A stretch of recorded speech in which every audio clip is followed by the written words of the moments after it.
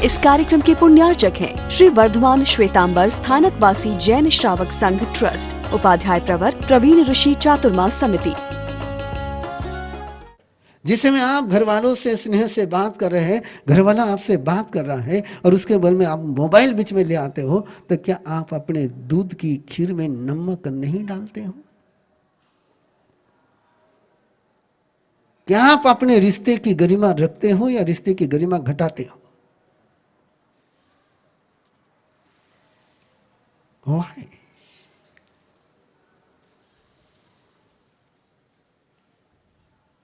किससे प्यार करना है? जिनके साथ रहते हो उनसे प्यार करना है कि जिनके साथ नहीं रहते उनसे प्यार करना है?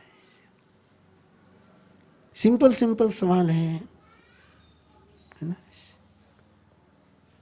मेरे सिंपल सवाल के जवाब देने इतने क्यों भारी जा रहे हैं आपको, है ना? फिर इससे मैं तीखा सवाल पूछ सकता हूं आपसे। जिंदे होते वो जिंदों से प्यार करते हैं, जिंदे होते हुए जिंदों से प्यार करते हैं, मुर्दों से प्यार करने वाले तो मोबाइल जिंदा है,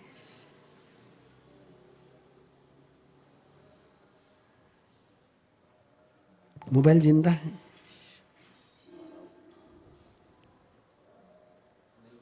नहीं है। जिसको तुम परचेस नहीं कर सकते हो वो बेशकीमती होता है। जिसको तुम परचेस नहीं कर सकते हो वो बेशकीमती होता है। जिसको तुम परचेस कर सकते हो, बेशकीमती की कीमत करना कि जिसकी परचेस कर सकते हो उसकी कीमत करना। जिस समय आप एक जिंदा आदमी की कीमत कम कर करके मोबाइल की कीमत ज्यादा कर देते हो, उस समय आदमी की कीमत आप कम कर देते हो।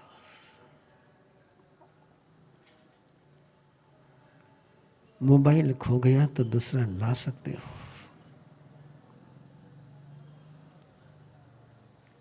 आदमी का रिश्ता खो गया तो ला नहीं सकते हो। कोई मोबाइल तुमको डिप्रेशन से बाहर नहीं ला सकता है। तुम्हारे दुख में कोई काम आएगा तो आदमी ही काम आएगा। वह इन्वेस्टमेंट आप कितनी कर रहे हो? आप सब बनिया हो ना, प्रोफेशनल हो ना। जहां इन्वेस्टमेंट का रिटर्न नहीं मिलता है वहां इन्वेस्टमेंट करना चाहिए? नहीं। मोबाइल से रिटर्न मिलता है आपको? जो टाइम इन्वेस्टमेंट किया, जो पैसा इन्वेस्टमेंट किया है, उससे प्यार क्यों करते हो? मोबाइल का उपयोग करने की मेरी मना नहीं है, मोबाइल से प्यार करने की मना है। मैंने पहले ही कहा कि मैं मोबाइल के विरोध में नहीं हूं और जा भी नहीं सकता। आपको पता है कि मेरे कार्यक्रम ऑनलाइन चलते तो मैं मोबाइल के खिलाफ जा कैसे सकता हूं?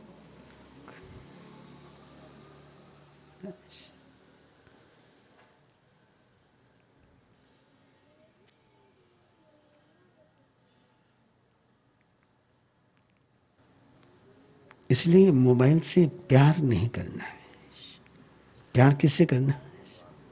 जिंदों से प्यार करना है। किससे प्यार करना? बोलो एक बार, करो या नहीं करो, बोलो तो सही।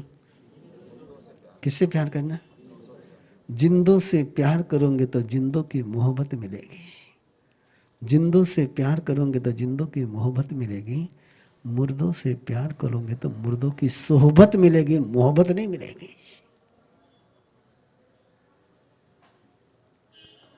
मुर्दों की सोहबत तो हो सकती है लेकिन मुर्दे कभी किसी से मोहब्बत नहीं कर पाते हैं।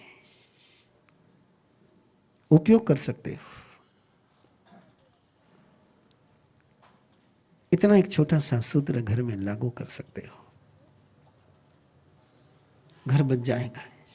घर बच जाएगा।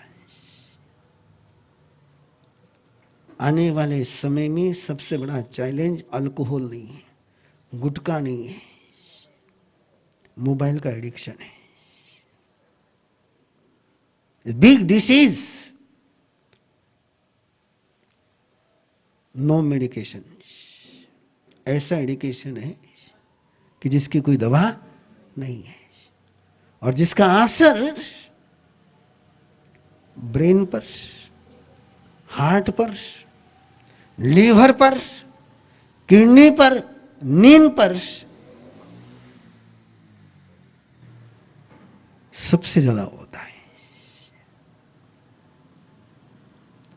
और इससे कोई बचा सकता है तो कौन बचा सकता है? परिवार ही बचा सकता है। नहीं, आप चलने दीजिए, कह सकते हैं मैं चला भी लूंगा, लेकिन आपके जानकारी के लिए मेरे 48 घंटे के शिविर के शिविरार्थी ऊपर बैठे हुए हैं, है ना। उनको छोड़ करके मैं आपके पास आया हूं। वो हमारे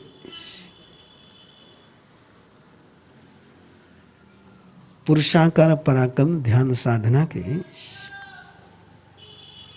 चलते चलते पिता को, माता को, सासू को एक मैसेज दे रहा हूं।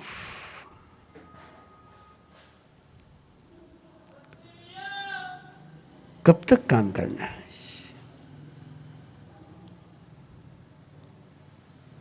कब तक काम करना है?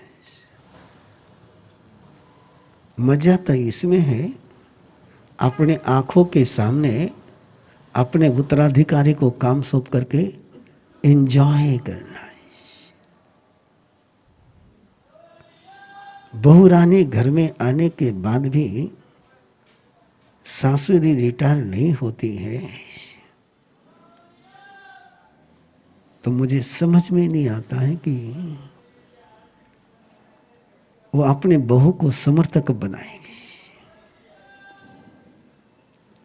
बेटा समर्थ होने के बाद भी पिता हैंडओवर नहीं करता है तो बेटा समर्थक कब बनेगा? और अपने आंखों के सामने अपने उत्तराधिकारी को समर्थ देख करके आंख मूंदने में जो खुशी होती है, जो समाधान होता है, वो इस चिंता को लेकर के मरने में क्या मजा है कि काले कई हुईला है। आज ने कहीं कल सारी विरासत किसके हाथों में जानी है? तो जिंदा जिंदा सौंपना कि रवाना होने के बाद सौंपना? Give me answer. और यदि सिंपल भाषा नहीं समझ में आ रही हो तो बहुत प्रसिद्ध भाषा अपने यहाँ की, जो चक्रवर्ती मरने के पहले सत्ता को छोड़ देता है वो मोक्ष में जाता है, और जिसकी सत्ता मौत छीनती है वो नरक में जाता है।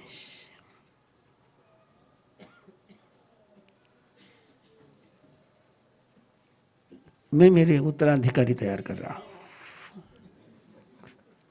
क्या तैयार कर रहा हूं? उत्तराधिकारी तैयार कर रहा हूं।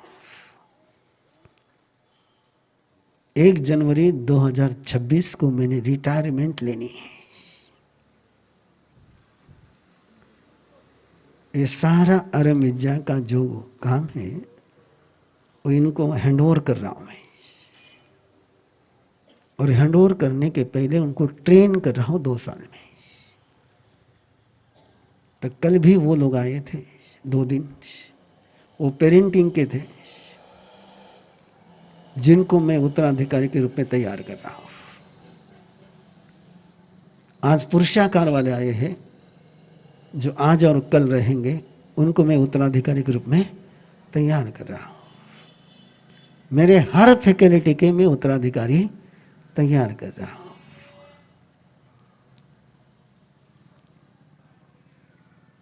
और इसलिए मैं बहुत हल्का हूं, मैं बहुत हल्का हूं। बोझ लेकर के क्या आखिरी सांस लेनी, और बोझ के साथ यात्रा करोगे तो ऊपर है नहीं जा पाओगे। आपको पता होगा ट्रेन में आप कितना ही सामान लेकर जा सकते हो, बस में भी ले जा सकते हो, फ्लाइट में ले जाना हो तो लिमिटेशन है, और कहीं अंतरिक्ष यात्री बनना हो तो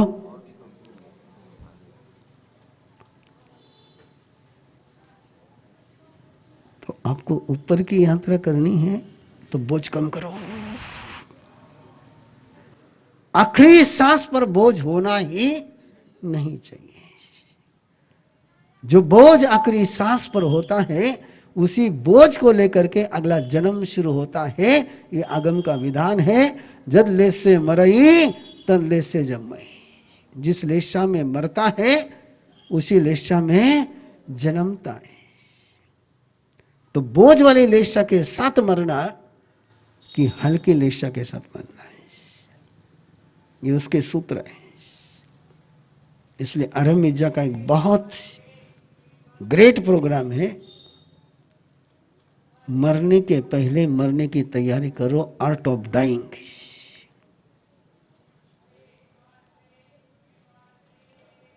जरूरी है।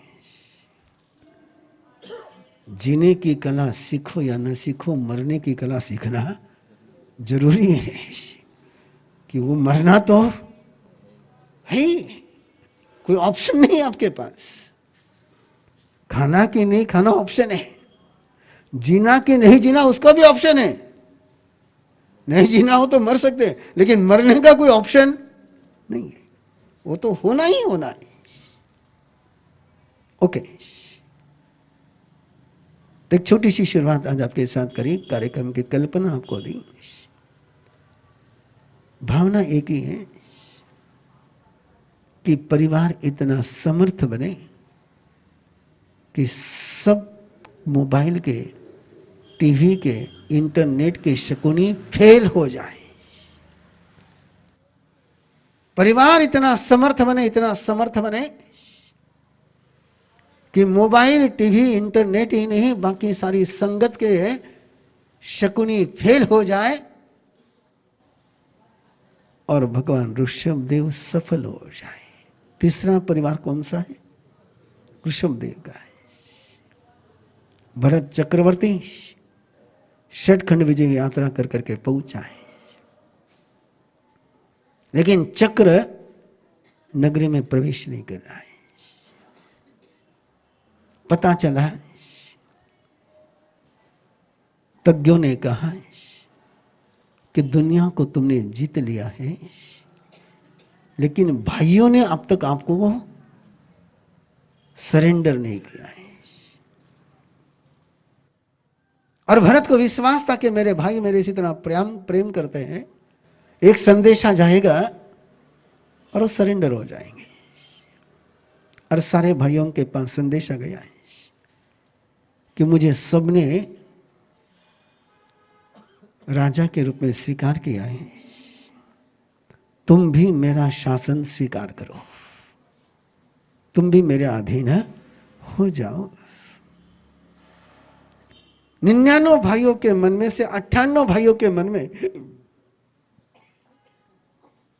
एक सवाल आया कि जो पिता ने विरासत दी है, पिता ने हमको राजा बनाया है, तो क्या भरत के कहने से हम पिता का राज्य छोड़ दें और भरत के शासन में चले जाएं?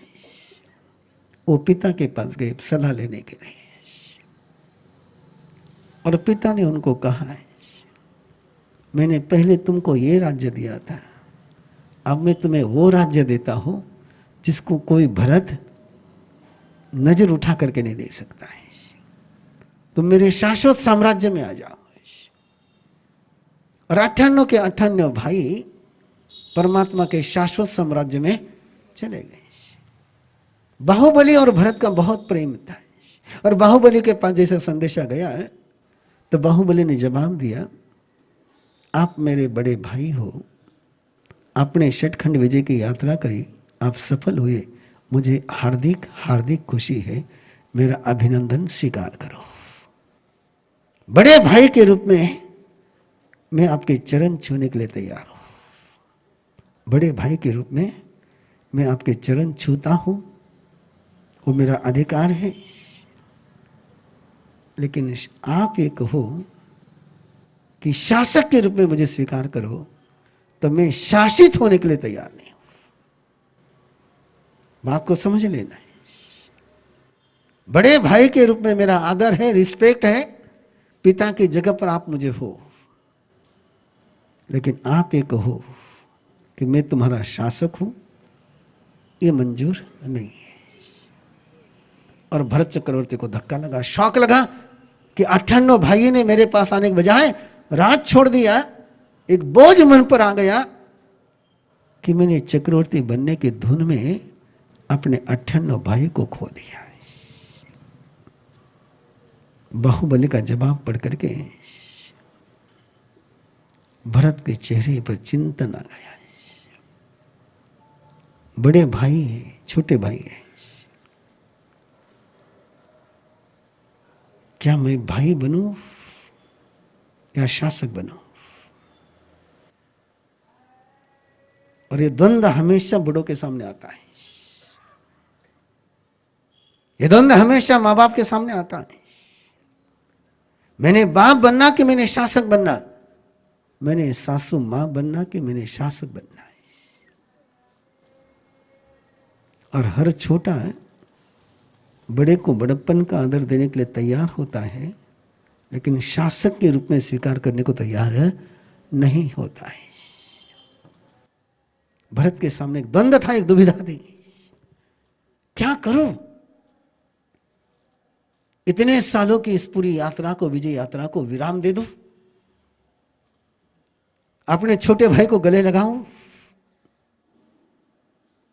बड़ा भाई बनकर के रहो कि चक्रवर्ती बनकर के रहो? और सलाहकार परिषद ने कहा आपको ऑप्शन नहीं है, आपको ऑप्शन नहीं है। शासक को कोई रिश्ता निभाने की परमिशन नहीं है। शासक केवल प्रजा का है, न किसी का भाई है, न किसी का बेटा है। इस कार्यक्रम के पुण्यार्चक हैं श्री वर्धमान श्वेतांबर स्थानकवासी जैन श्रावक संघ ट्रस्ट, उपाध्याय प्रवर प्रवीण ऋषि चातुर्मास समिति, महावीर भवन, इंदौर।